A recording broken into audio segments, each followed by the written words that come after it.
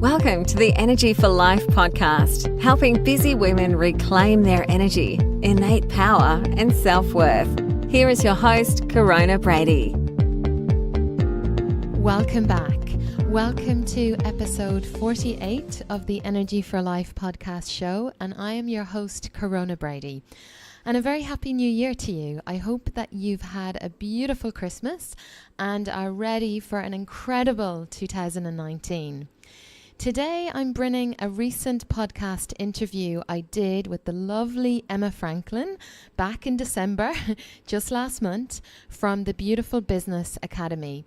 We are talking about courage and bravery and what an awakened woman is, and creativity and the power of awakening your Kundalini energy and burnout and so much more. But a very quick announcement first. I am running a beautiful live 2-day mentoring event called Daring to Be Courageous, and I'm running that in Sydney from March 09 and March 10. I'm also taking this same event on the road, and I'll be taking it to Dublin, Ireland in July. All the details are on my website. Together, we will embrace vulnerability, we'll be facing our fears, reducing stress, practicing courage together, and embracing uncertainty. I promise you, if you make the decision to really awaken to your divine feminine power and choose courage in every moment, that your life will never ever be the same again. And I mean that in the best possible way. I also want you to know that no two events that I run are ever the same. My events are a culmination of all my work and training to date, which is 10 plus years. My events are a very deep transformational journey with a blend of ceremony, ritual, Kundalini yoga, meditation, and based off the women's teachings, shamanic processes, sound therapy, coaching, deep processes, plus so much more. We've actually extended our early bird offer until the 31st of January, which gives you an incredible 50% discount on the ticket. I would love to see you there. It's going to be an incredible weekend of deep transformation.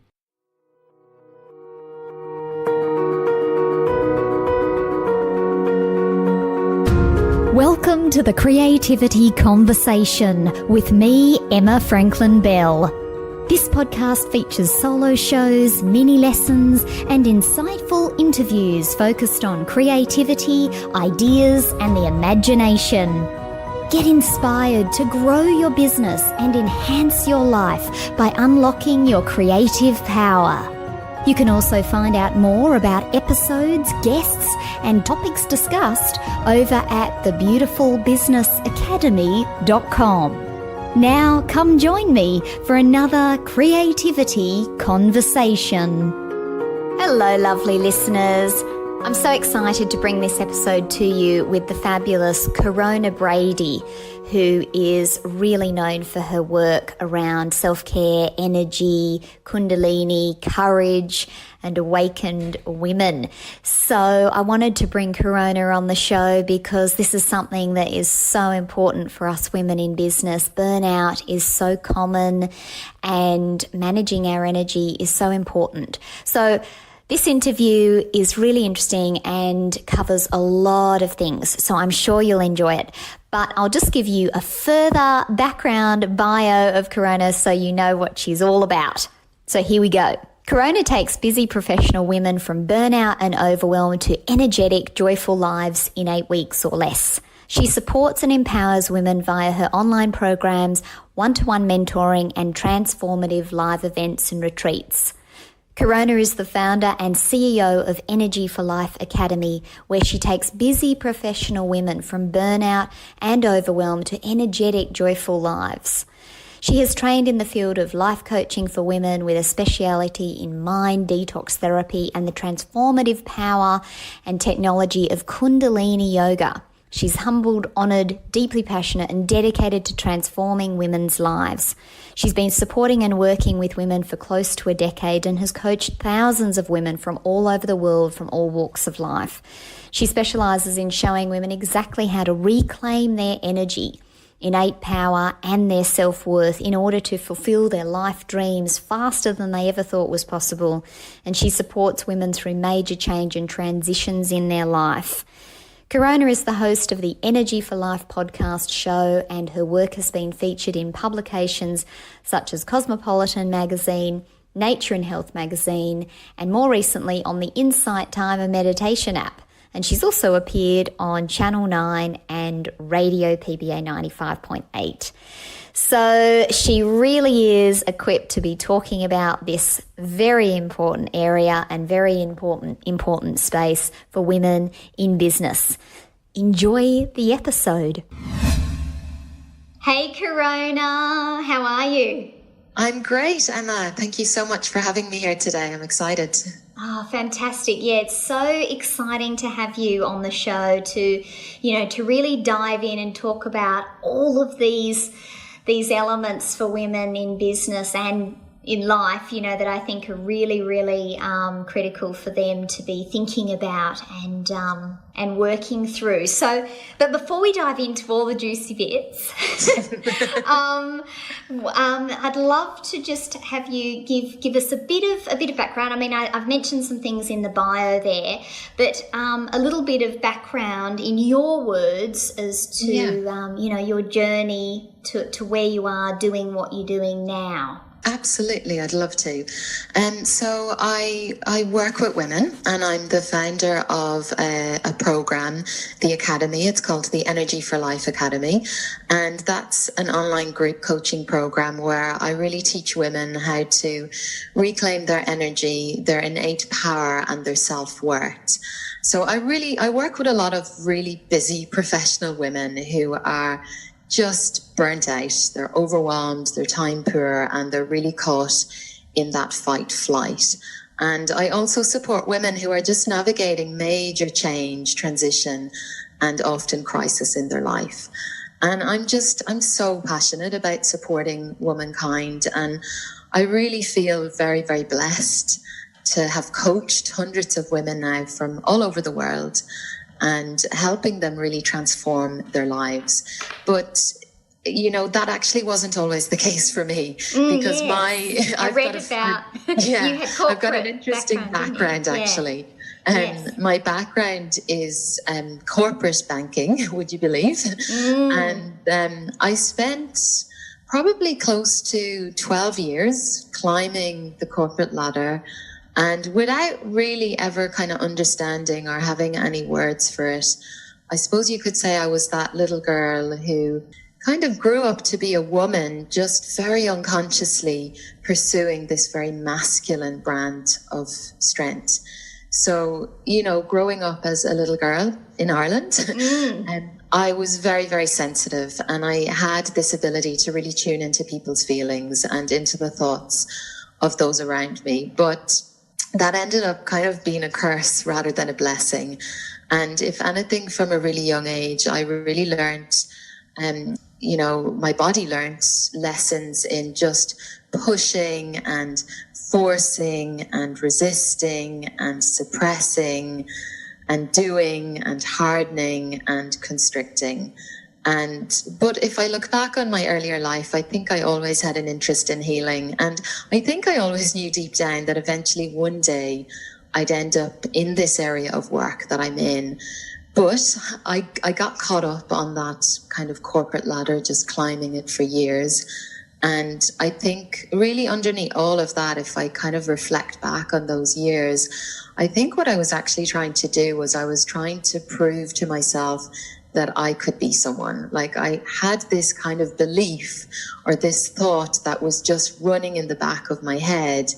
And once I get a management role, then I'll be happy. Then I'll make my parents proud, even though my parents were proud. Yeah. And because I never completed a university degree, I think that really, really played on my self-worth. And so a part of me really felt that I wasn't good enough, or I wasn't intelligent, or I wasn't worthy enough. And I think that's what I was doing then. I was really trying to prove to myself by climbing the corporate ladder that I could actually be someone. And so in that time in the corporate world, I was miserable. And were you doing the squashing and the pushing and yes, so I was just you carried that through. I carried it all the way through, and I was wearing a mask. I was so disconnected. I really did not know who I was.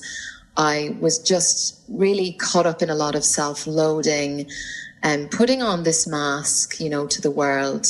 But really inside, I think it felt like I was dying. I was dying a very slow death. And I really knew that, gosh, there has to be more to life. And I knew on some level that I was here to do more, that I wanted to serve and I wanted to make a difference. And, it's funny, that day came when I eventually got that management role, and I very quickly realized, actually, this is not what I want.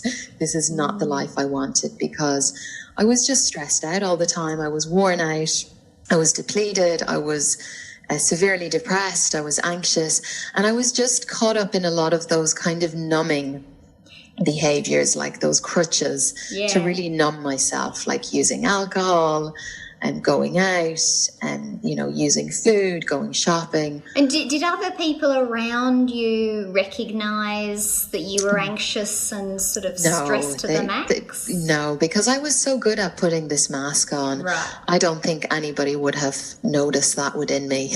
And do you think you knew on some intuitive level that you were putting it on, that you were kind of doing the fake? Yes, I did actually. I did, and I really hated it, because I felt like I couldn't be myself. I felt like I had to go in and perform and put this mask on. And that really just caused a lot of just internal kind of war within me. And then it was really one day I was in work, and all of a sudden, it was like this voice came from within me. It was really deep within, and it really instructed me that I needed to leave my job or I would be seriously ill. And at that point, I was really sick. Right. I was burnt out. My whole endocrine system had completely shut down. I had exhaustion, adrenal fatigue. I had liver issues, I had menstrual problems, and then I had blood sugar issues. I was diagnosed with insulin resistance at that time. And the doctor actually put me on, medication, and told me that I would be on those medication for the rest of my life. And that's really when I chose to reassess my life. There was no way I was, staying on medication for the rest of my life. Yeah. And that's really when my journey began. Yes, and I've spoken to friends as well, who've had the adrenal fatigue, and it's been suggested that they go on antidepressants if they go to a GP. We're not talking all GPs here, but, quite often it seems to be that the remedy is, you must be depressed or something. That's right, just take this tablet. Yes, that's right, rather than looking holistically. Deeper, exactly, and actually getting to the root of it. Yeah. Because, the tablet is just it's a Band-Aid. It's just going to cover that up. It's not going to actually help you get to the root of the issue, so you can heal that. And also, I think that women can often feel trapped, you were sort of, you obviously had your social thing, you had your family thing, you had, and you were in this job and you'd got to this position.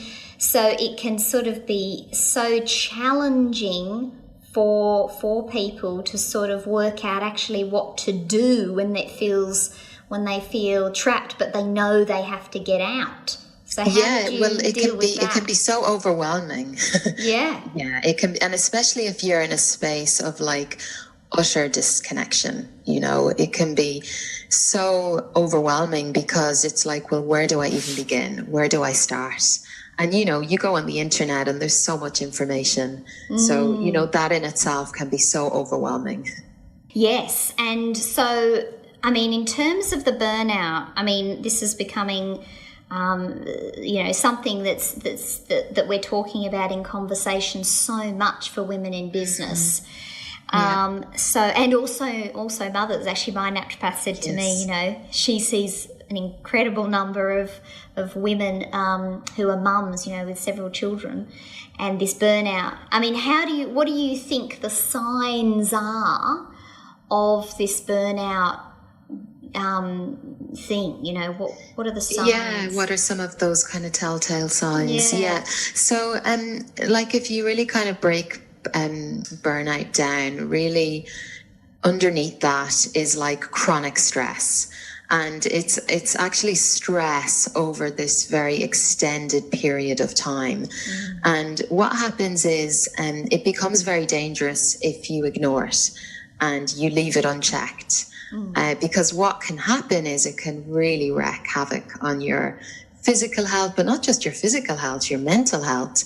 And then it can spiral into everything, like your own sense of happiness, your opportunities in life, your relationships, and then it can leak into business, job, and even work performance. So yeah, there's absolutely some signs that you can really look out for. And I think even just knowing these signs today will be really helpful and supportive. And I think the first one is if you're feeling just consistently physically drained and tired all the time, and because if you think of exhaustion, it can be physical, it can be mental or emotional. But if you're feeling physically tired all the time, like just feeling like you've got no energy for anything and you just feel spent, or you set your alarm in the morning and you're just constantly hitting snooze, or your legs just feel dead in the bed, that's a warning sign. And you can't ignore that. You have to do something with that. Or if you're consistently just feeling like no motivation, so you've just lost all kind of passion and motivation, you don't feel excited by life anymore, you're not really enthusiastic about anything. Even those things that maybe used to light you up, they no longer kind of light you up. Just look out for that, be aware of that. Or, if you're consistently experiencing negative feelings, or just constantly being triggered, or constantly being in that space of just reactive, reacting to everything and feeling a sense of frustration building within, or, just feeling easily triggered by others, maybe your partner or your children or really anyone and everyone around you. Or, you have thoughts like, oh, what's the point? What's the point? Or why bother? And, you want to, you just want to be mindful of that. This might be a red flag for you if you're noticing yourself just being more negative consistently than normal. And why do you think that the existential thoughts element comes in? Because if you think about it for a moment, if you've got no life force energy, if you don't have that energy, that then, of course, impacts your mental state. It flows into that, and it even flows into your own sense of kind of self-worth and self-confidence. Because I really believe kind of everything starts with energy. And if you don't have that, flow of energy flowing through you, then everything just kind of is just like, what's the point? It's so fascinating, isn't it? How that, how connected, how connected we are, that you can't just, we can't just be looking at the physical and saying how drained we feel. Yeah, it's like the body, the mind and the spirit. Yeah, absolutely. It's like you're not just your physical being, your mental, emotional, energetic and spiritual. Yes, and I've noticed that too, when I've had patches, that it often is after there has been trauma or something, really quite heartbreaking, like after a breakup or after, a family member's death. And yes, it's almost like that grief that we're sort of supposedly meant to just get over quite quickly. And isn't it, there you go, be down and upset for a week and then get on with it. Go. And it's kind of this processing is emotionally so draining. Yeah. And I've noticed exactly that, and I'll notice if I'm reaching too much for things that falsely are going to give me energy. Yeah. Like coffee and yes. I'll think, I'm trying to find energy here. Yeah. Or alcohol is a big one for women, Yes. like really just using wine as a way to de-stress every evening, but actually that plays just havoc on your energy levels. It's impacting just, your mental state of being, because you end up with brain fog, and that then plays into your mindset, and it's a ripple effect. Yes, it is. And I mean, alcohol sort of being that pulling down depressant thing, That's right. Is just feeding into this spiral. So you stay caught in this vicious cycle. Yeah. And so what happened then? You were kind of at this crossroads or turning point. So I was at this turning point, but I had been doing some training, because for a number of years I had wanted to get out of the bank, but I didn't know how I was going to do that. And I, at one point because I love fashion, and I even set up like a stall because I had thought about getting into fashion, and I was sewing, and I was exploring all different avenues for actually many years. And then I just came back to the healing, and I decided to do my yoga teacher training, and then I decided to do my coaching training. And so at that point, when I kind of got the guidance from within, I needed to quit my job, or I was going to manifest a disease, I was a qualified yoga teacher, and I was almost a qualified coach. I just had a number of months to go. So I had kind of some training under my belt, but it was interesting because I didn't really know what I was going to do, but there was just this kind of deep knowing within that I knew I would be okay. Right. And did you have any experience with sort of starting your own show, Nothing. Your own business? I mean, wow, that's nothing. My dad is an entrepreneur, so maybe I learned from him, and he's had a business my whole life, so that's really all I suppose I could look to him and model him. And he was really my example that if my dad can do it, I can do it. But interesting. And so then you were attracted to Kundalini. Now there's and there's all sorts of yoga out there. So what was it with Kundalini that attracted you to that style? Look, I adore this practice. I had been practicing Hatha yoga for actually a very long time before I found Kundalini, and I was lucky. I think I found yoga from a really young age, when I was 19, when I was severely anxious and depressed. But my practice really strengthened when I moved here to Australia when I was about 24, 25. And I think for a number of years, I'd been practicing Hatha yoga, but I really felt like something was missing from the practice. And at the time, for me, it kind of felt like a very outward practice, because I was so focused on the perfect shapes, my body could make. Right. And I was also, looking outside of myself, comparing my poses and my practice to another person. And I was really wanting a more spiritual practice. And that's really when Kundalini found me, and I found Kundalini. And I love singing, I love chanting. And it was actually the music, the beautiful music and the beautiful sacred chants that really pulled me in. And this is just such an inward practice, because when we practice Kundalini yoga, we practice with the eyes closed. So you are not looking outside. It's an inward journey. And what that does is it really gives you an experience and a depth with your own soul. The practice, it was only brought to the West by Yogi Bhajan, who's no longer alive. He brought it here to the West in I think it was 1968. And before that, it actually had been kept a secret. Wow. And he is very much alive in his teaching still. And really how I could explain this practice is that it's really a powerful technology of transformation. And what Kundalini will do for you, it will really strengthen your nervous system. It balances your glandular system.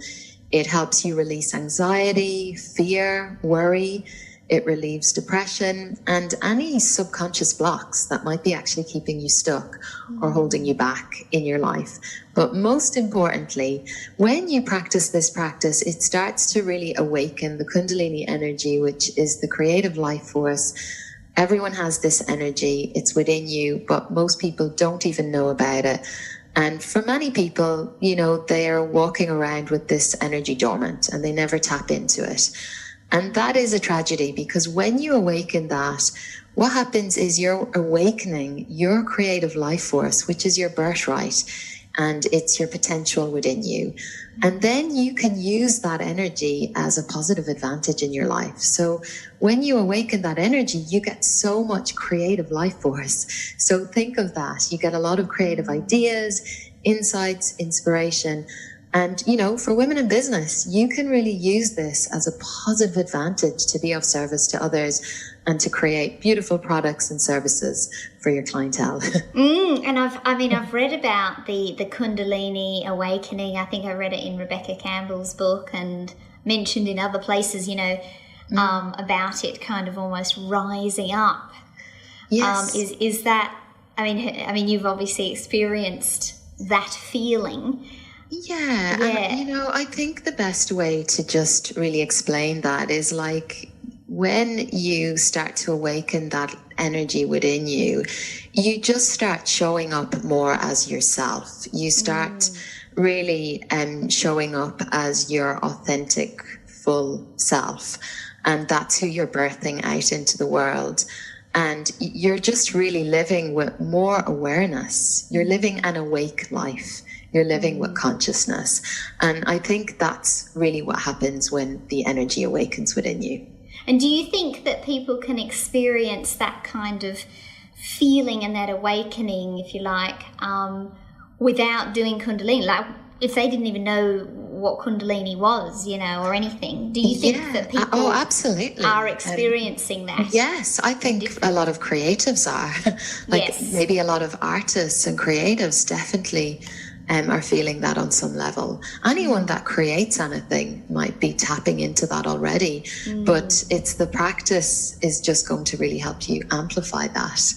Yeah, because it's when you get into that creative space, if you're painting or dancing or singing or writing in flow, it's really like nothing else, is it? Yeah, it's beautiful. Like you're just in your own rhythm, you're in your flow, and it's like time passes and you could be there for hours and it might only feel like you were there for 20 minutes.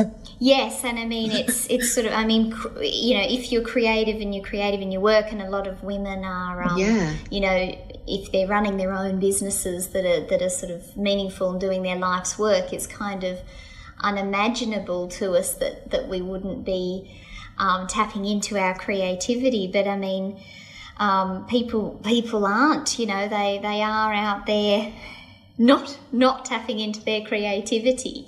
So it's kind of, I think because often people think, oh well, I'm not good at it. I'm not good enough. And a lot of people think when you say creative, they think, oh well, it's painting, and actually it's creating anything. Exactly, cooking. It could be the way that you've arranged the lounge. That's right. It's anything. Opening people up almost to that feeling. That's right. No matter what it is. Yeah. Yes, it's super, super powerful. And so then I've seen that you talk, about, actually on that Kundalini thing, I just wondered one other thing, because I don't know about Please, this. ask away. Was I noticed with Kundalini specifically, not other yoga practices, unless I haven't noticed, but there seems to be this thing with wearing white. Yes. What is that? By wearing white, what it does is it really strengthens the magnetic field. So your magnetic field is that field of energy all around you. It's 9 meters all around you. And we wear white to really add to the magnetic field. And you really just have to wear it and experience it for yourself so you can actually just tune in, because it really is different when you choose to put white on and practice Kundalini to wearing, you can wear jeans and practice Kundalini. That's the great thing about Kundalini, because it's the yoga for householders, so you don't have to go out and buy special white clothing. But what I would say is just, practice it for yourself, tune in and notice the different experience that you have. Yes, great. Yeah, because I always wondered that. And do you have a Kundalini course or intro course or anything? No, I don't actually, and that is something I really need to probably create. Right, I just wondered. I do have my Energy for Life Academy program, and there's, I really bring the teachings and weave Kundalini into that, and I bring a lot of the Kriyas and the breath work and mantra into that, but I don't have one yet that's just specifically Kundalini. Right, okay, no worries. Just wondered. And yes, so that's right. So the next thing I was going to go to that I came across on the website was the stuff that you talk about around courage, and being courageous. And this is so important, being brave to step forward and have the courage to do your thing and not hold back. So I just wanted your thoughts on, courage and how we can be more courageous and what it asks of us to step forward. Yeah, so I think courage for me is really first and foremost, it's defining your own path, and it's really staying true to that. And so you're not a sheep and you're not following the crowd. You're not getting caught up in what everyone else is doing. And I think it's about really authentically being who you are, and being who you are with your whole heart, and not compromising to please others. And it's about really knowing yourself on such a deep level that you actually understand and know what you desire, and then you go about to make it happen. And then in order to be able to do that, well, yes, of course, we're going to experience fear, and everyone experiences fear, but it's actually about choosing to feel the fear in every moment and doing it anyway. I don't know, that great book by Susan Jeffers, it was one of the first books that I read, and it's called Feel the Fear and Do It Anyway. And those words have always stuck with me from a really young age. So you just feel the fear and you just do it. It's like raising your hand when everyone else has their hand kind of down. Yeah, I remember that book too, and absolutely love it. And I think she's passed now, just in the last few years. Yeah, I saw that. But such a fantastic body of work, and it's interesting, isn't it? Because I think fear is being talked about a lot more, but I think still, I think people possibly can think at times, that those people that are, sharing their magnificence or stepping into the light aren't fearful. That's right. Yeah. I know, but we all experience fears. It's just choosing, are you going to stay stuck in the fear and let the fear win? Or are you actually going to choose to rise above the fear and feel the fear and just be fearless? Yeah, and sort of knowing that it's like feeling hungry and everything. It's like we all feel it. And it's going to be there. Yeah, and it's never going to go away. No, that's right. That's the whole. Have you read that book, The Big Leap? I have. Yeah, that's a great book. And it's a similar thing, isn't it? It's like it doesn't matter what stage you're at. Yeah, because there's always going to, when you go to the next level, then you're going to come up against new fears, and then the next level, a whole other set of new fears. You don't get out of it. There's no getting out of it. Yeah. So it's right. So it's this direct relationship with addressing fear that allows us to step into courage. Yeah, and I think also, it's about really being, because to be courageous, you have to be connected, like, to your body, and you have to be connected to your body's wisdom. Because if you think about it, in every moment, your body it's giving you signals, and it's telling you, and it's veering you here and there. And if you're deeply connected and you can understand and know what those messages are, then it's choosing to act on those and not kind of ignoring them or pushing them to the side. And so, on that, do you think that the body and heart leads, or do you think that the mind leads us? I think the mind, if we allow it to, right? Yeah, and especially if we're disconnected and we're not really in our bodies, that's where we're going to be operating from, and we're just going to be making decisions from fear every day. Yes. And from those kind of lower chakras. Yeah, the lower chakras. Yeah, because it's funny, isn't it? You can sort of be very head driven and sort of run around like that, and yet things will show up in the physical body as and become problematic. And that's right. And so therefore it's somehow being able to address and work with the two to somehow, it's almost like it's easier somehow to sort of listen to what's going on in the mind, maybe because it's in language. That's right. Yeah, and because it's harder to listen to the heart. Sometimes it won't make sense. Sometimes you're going to get some guidance and it won't make sense, or you'll be given some guidance and you don't want to take action on that because maybe you're going to make, it's going to cause, well, I wouldn't say harm, but it might upset others around us. Right. And so what sorts of things do you think we can do or look out for or listen to that allow us to actually hear what's going on from that intuitive, emotional, more body-centric level to get us out of the head? Yeah, well, I think first, and this is something that we do in Energy for Life Academy, is really teaching firstly how to be in your body, and really how to be in your body and how to really listen to your body and the messages that it's giving. And how you can just begin to do that is just, have like a check-in practice. And maybe you might have to set some reminders in your phone to begin with. So you kind of create a habit where you just check in with yourself and you ask yourself some simple questions. How am I feeling right now? What do I need right now? So you can actually start this communication happening, not just with the mind.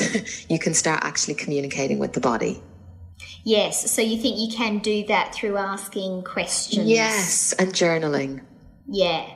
Having a journaling practice. Yes, because often, it is a bit of a stretch to say dive straight into meditation if these kinds of ideas are pretty new.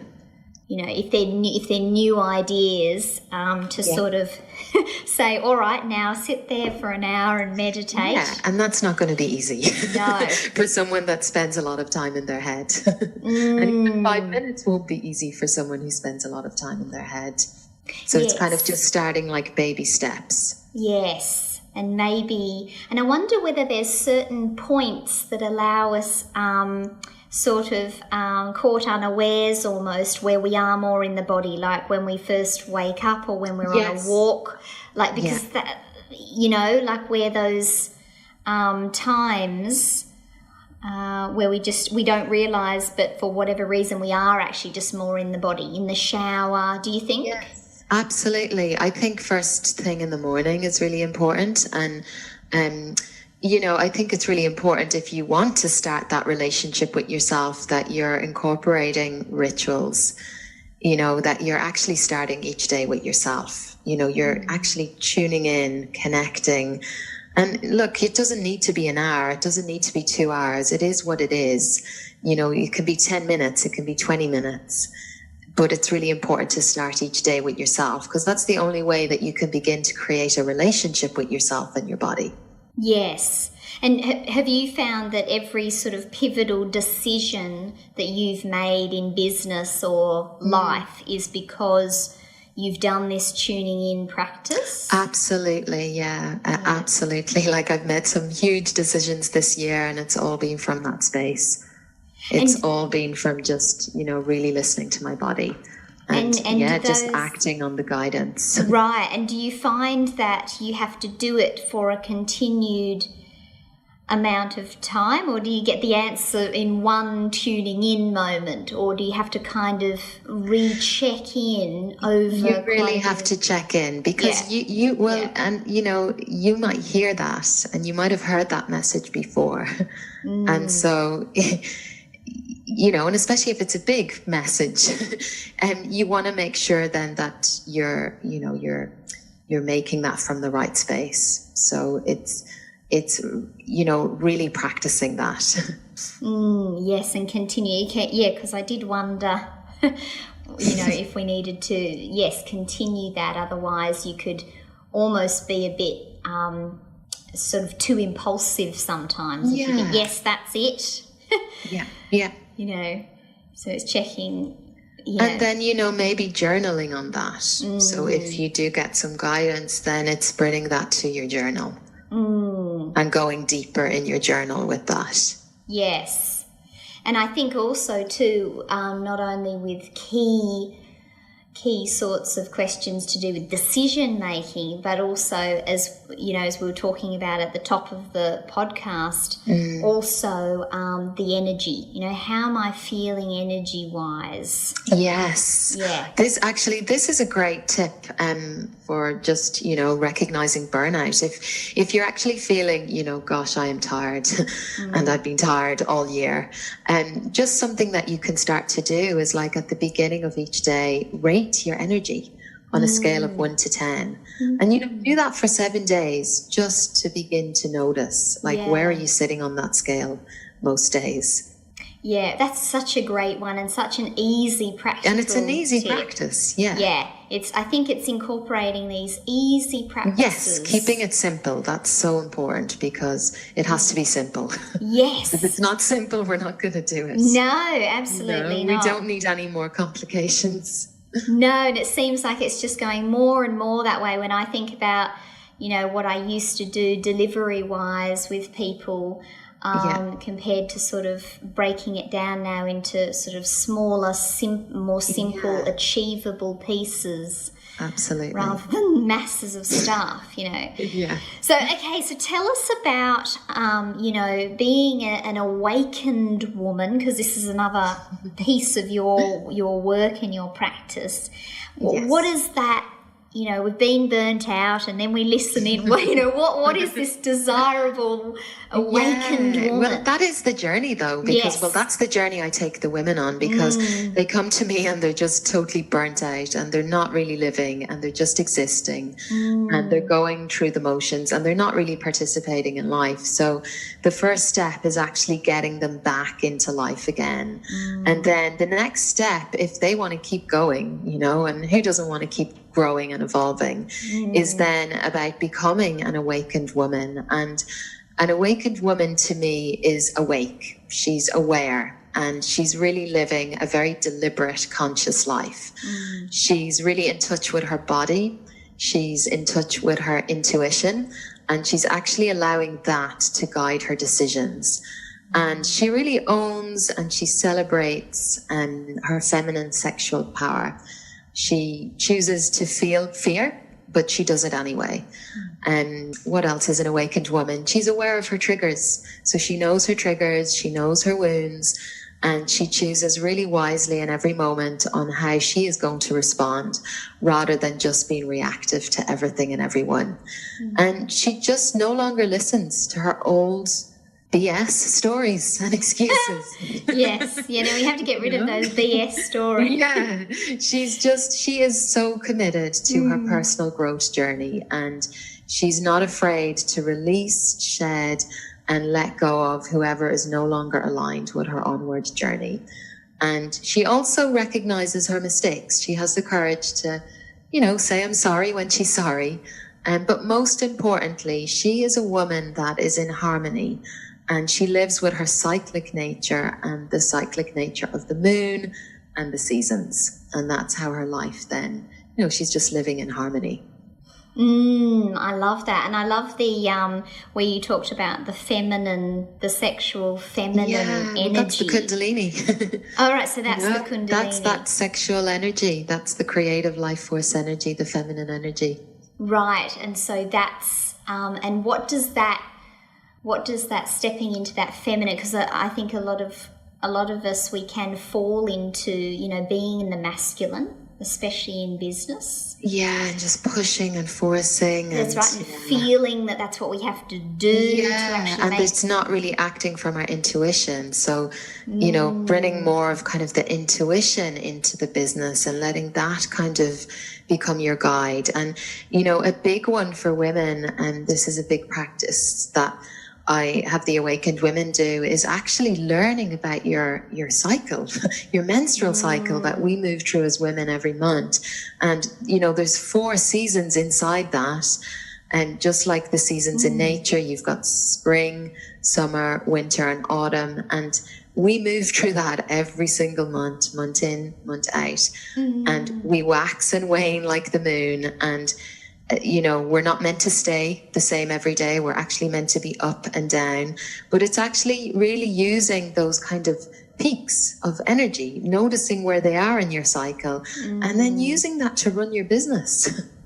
Like knowing where your creative and, your high creative points of energy are in your cycle every month, and using that. Yeah, and not sort of getting... pushing.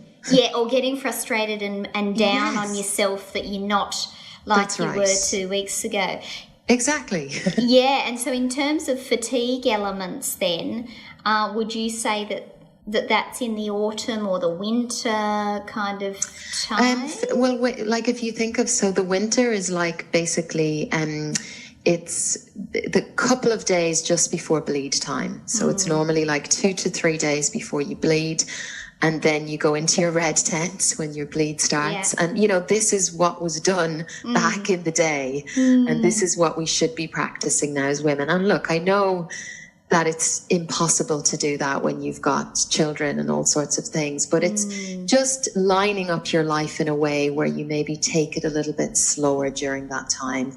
You don't do the same kind of exercise. If you run, you're not going to run during that time. You have to be gentle. And yes, that will be a time in, your cycle where you will have less energy, and to be okay with that. That's actually a time of rest. But that's a really potent time of intuition. So you can really tap into that during that time as well. Yes, and I think this idea that you can just be consistently the same all the time and go to the gym every day. And and maybe for men, because, their emotions are more like that, but not women. We're not men.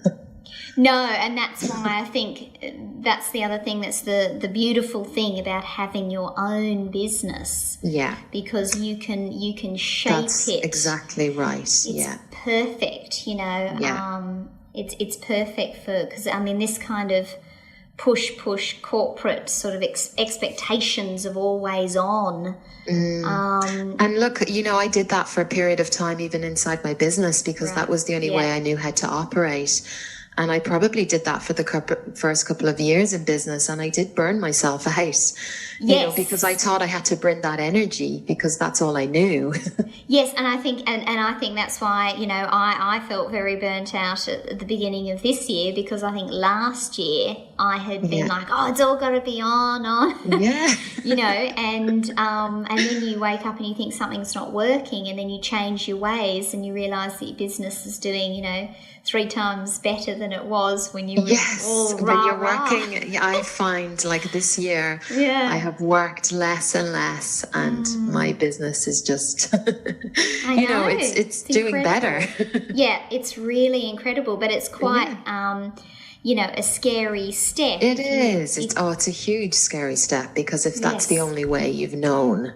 Yes. There has to be a letting go and then finding a new way. Yes. And then there's grief in that letting go, I know. Because also I think you can perceive that, that you need to do it that way. Sort of like, this is how I have to do it. Yes. Yes. Yeah. Yeah. So it's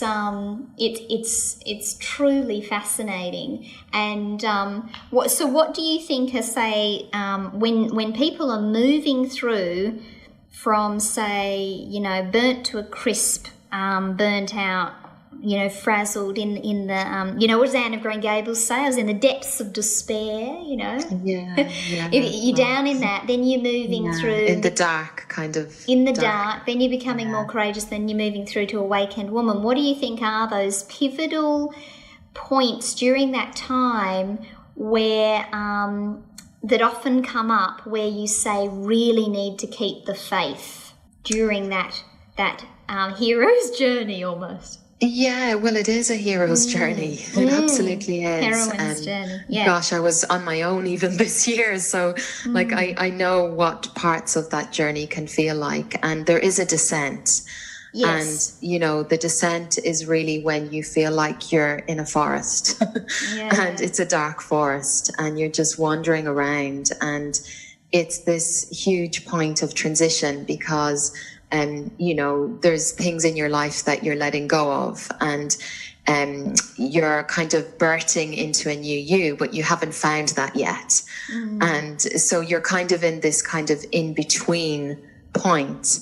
And I guess it's just kind of understanding and knowing that with any great change in life, there has to be that point of descent. And there has to be that point of utter despair and utter darkness. And if you can actually just find, I wouldn't say joy, because who can find joy in that? But it's just being okay with that. Like just being okay with that, and knowing, just like the cycles of the moon and just like the cycles of the seasons, like everything's always changing and moving. And so that space of utter despair and darkness that you might be in, it's really just knowing in that kind of period that you cannot stay there forever.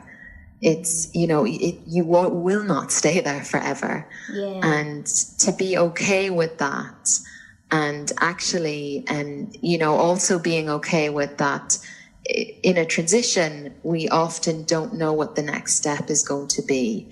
But I think it's really important during that time is to really spend a lot of time going internally, like a lot of introspection, journaling, and being with yourself, connecting with nature, because all of those things will actually help you get clarity on the next steps.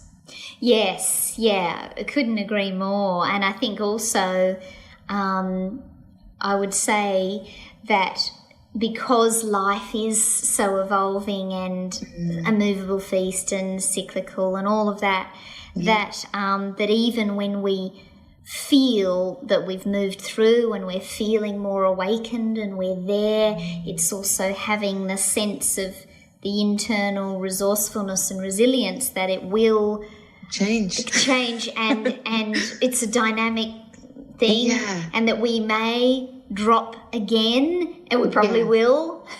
But you're stronger this time, because what happens in the descent is you become you really connect to the power within you, and you become strong. Yes, and that's very powerful. And I think what often happens is we sort of forget, because we're in it. We forget that we're actually building up this incredible powerhouse. And you're building a muscle, like, in that. And you're building that grit. Yes, and that's incredibly powerful and quite profound, but hard to recognise. And hard to be in it. Yes, absolutely. Because it's messy, it's messy and it's chaotic. Yeah, that's the divine feminine. Yes, messy and chaotic. That's right. So interesting and fantastic to talk through all these really important things that we need to really embrace, and I think embrace much more in business. So, you know, in terms of if people were interested in checking out, you know, your work, your courses, all of that sort of thing, where would they go? Yes, so they can head on over to coronabrady.com, and on my coronabrady.com website, there's an option to register to a webinar, a pre-recorded webinar, so you can sign up to that if you're actually struggling with fatigue or burnout at the moment. Right. And then once you've watched the webinar and you can resonate and relate with what I've shared, there's an option to book in for a complimentary chat with me. I also have an event, because I run live events and retreats. So I have an event coming up in Sydney next year in March, and it's called Daring to Be Courageous. It's a 2-day live mentoring event, which is really going to be a blend of Kundalini yoga, meditation, shamanic processes, coaching. These events are really special. They're really beautiful and incredibly transformational. And we spend the whole time sitting in circle, and you will be a changed woman after 2 days together. And all of those details are also on my website. And details of my programs, they're also on my website. You can take part in the quiz on the homepage, and it'll kind of bring you through and give you some information there. Fantastic. And Corona's got a beautiful website. It's really lovely. Oh, thank you. Yes. So have a little dance around her website and enjoy that. Well, thank you so much, Corona. It was really lovely to chat with you today. And until next time. Thank you so much. It's been such an honor. Thank you. Bye. Bye-bye. You've been listening to the Creativity Conversation. Your wonderful support means the world to us. If you enjoy the show, we would love it if you took a moment to leave a rating on Apple Podcasts. And if you're interested to know more about creativity, writing, and business programs that can help you and your business, head to thebeautifulbusinessacademy.com.